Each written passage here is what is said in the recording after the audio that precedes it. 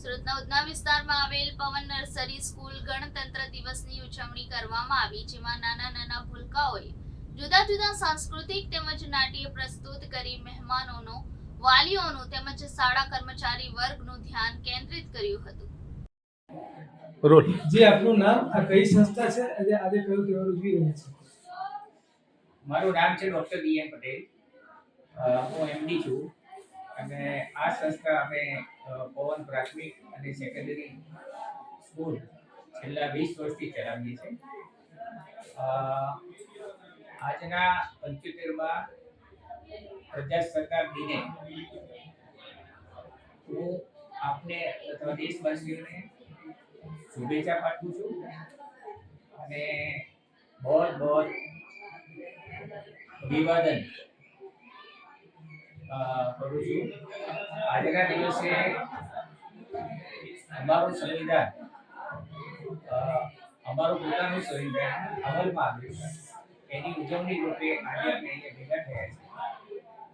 અને એ સંવિધાન એ આપણા પોતાના જ લોકોએ શ્રી બાબા સાહેબ આંબેડકરના નેતૃત્વ હેઠળ ઘડ્યું હતું અને એને લઈને આજે આપણે આટલી પ્રગતિ કરી રહ્યા છીએ.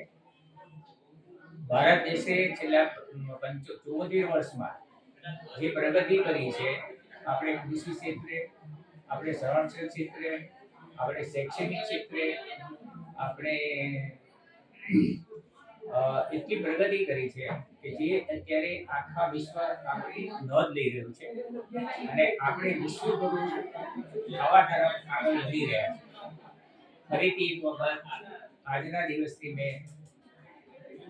હું બધાને શુભકામના આપું છું. રોલ જે આપનું નામ, આ કઈ સંસ્થા છે અને આજે શાનો પ્રોગ્રામ રાખવામાં આવ્યો છે?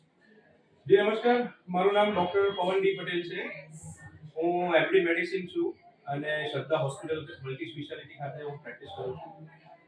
આજે અમે પવન એજ્યુકેશન ટ્રસ્ટ દ્વારા સંચાલિત હરિનગર 3 ખાતે આવેલી પવન નર્સરી પ્રાઇમરી, સેકન્ડરી અને હાયર સેકન્ડરી સંસ્થામાં 75મો ગણતંત્ર દિવસ મનાવવા આવ્યા છે. આજે પ્રજાસત્તાક દિવસ છે.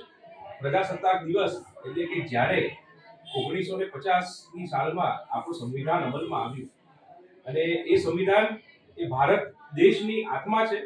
એ સંવિધાન આપણા માટે અમૂલ્ય છે. એ સંવિધાનની સ્થાપના એ સમજવાની જરૂર છે કે પ્રજાની સત્તા એટલે શું, કે આ પૃથ્વીની ઉપર સૂર્યમંડળની અંદર આવેલા પૃથ્વી ગ્રહની ઉપર દુનિયાની સૌથી વધારે વસ્તી ધરાવતા દેશમાં આપણે જે આઝાદીથી ફરીએ છીએ અને જે સુખ માણીએ છીએ, એ બધું તમામ આપણા ભારતના સંવિધાનને આધીન છે. એ સંવિધાન આપણા નેતાઓ અને આપણા દેશના મહત્વના લોકો, મહાન લોકો જેમ કે મહાત્મા ગાંધી, ભીમરાવ આંબેડકર સાહેબ તથા સરદાર વલ્લભભાઈ, આવા મહાનુભાવોએ પોતાની આહુતિ આપી છે અને એનું ફળ રૂપે આપણે સંવિધાન મળ્યું છે અને એનો પર્વ આપણે મનાવીએ છીએ.